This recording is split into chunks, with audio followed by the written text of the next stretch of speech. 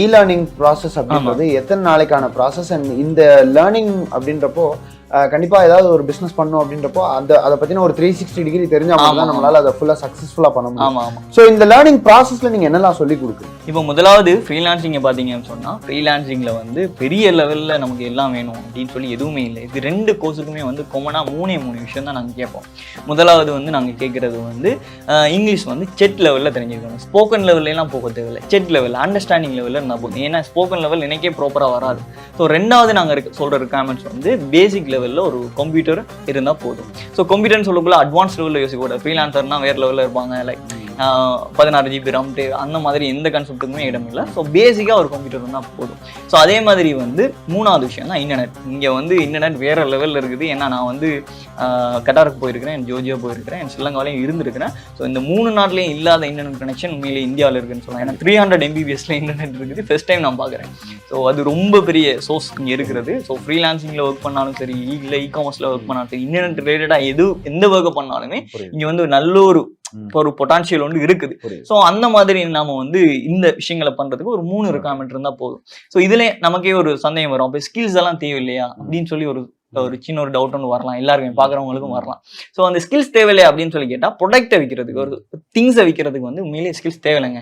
அதில் என்ன இருக்குது, அதில் ஸ்கில்ஸ் பண்ணுறதுக்கு ஒன்றுமே இல்லை, ஒரு முறையான கைட்லைன் இருந்தால் மட்டும் போதும். 2வது விஷயம் நம்ம பார்த்தது வந்து ஃப்ரீலான்சிங்லேயும் வந்து ஸ்கில் பேஸ்ட் அப்படின்னு சொல்லி ஒரு விஷயத்த சொல்லலாம். அதே மாதிரி நான் ஸ்கில் பேஸ்ட்னு சொல்லலாம். சிலவங்க வந்து ப்ரொஃபஷனல் எடிட்டிங்கில் இருப்பாங்க, கிராஃபிக் டிசைனர் இருப்பாங்க, நிறைய பேர் நிறைய ஃபீல்டில் இருப்பாங்க.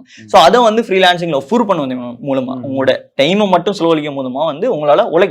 சோ அந்த கான்செப்ட்ல எப்படி செய்யறது அப்படின்னு சொல்றத சொல்லி கொடுக்குறோம். இதே மாதிரி நான் ஸ்கில் பேஸ்ட்ல எனக்கு எதுவுமே தெரியாதுப்பா, உண்மையிலே எனக்கு எதுவுமே தெரியாது அப்படின்னு சொல்லி கொஞ்சம் இருப்பாங்கல்ல, அவங்களுக்கு வந்து 40க்கு மேலப்பட்ட வழிகளை வந்து நாங்க கத்துக் கொடுத்து அதன் மூலமா ஏர்னிங்ஸும் எடுக்க வைக்கிற அளவுக்கு கைட்லைன் கொடுத்துட்டு இருக்கோம். இதை வந்து 2 இயர்ஸ் தான் பண்ணிட்டு இருக்கோம். ஒரு நாள் 2 நாள் கிடையாது, கிட்டத்தட்ட 2 இயர்ஸ் ஆகுது.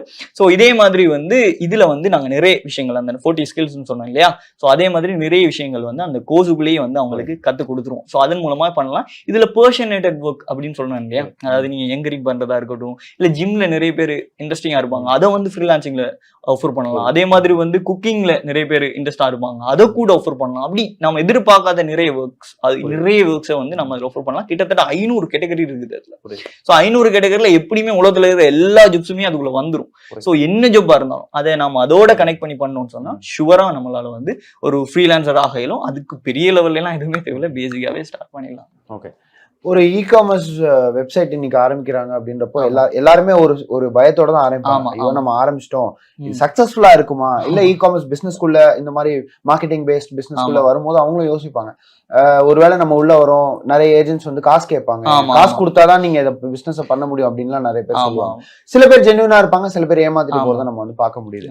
சோ இந்த நீங்க சொல்லக்கூடிய விஷயத்துல வந்து இன்வெஸ்ட்மெண்ட் இல்ல அப்படின்னு சொல்றீங்க, ஃபர்ஸ்ட் அது எப்படி பாசிபிள்? ஓகே, ஃப்ரீலான்சிங்னு சொல்றது வந்து ஃபர்ஸ்ட்டுக்கு வந்து உங்களோட டைமையும் உங்களுடைய எஃபோர்ட்டையும் தான் நீங்க அதுல இடத்துல போடுவீங்க. எந்த ஒரு இன்வெஸ்ட்மெண்ட்டும் பண்ண தேவையில்லை.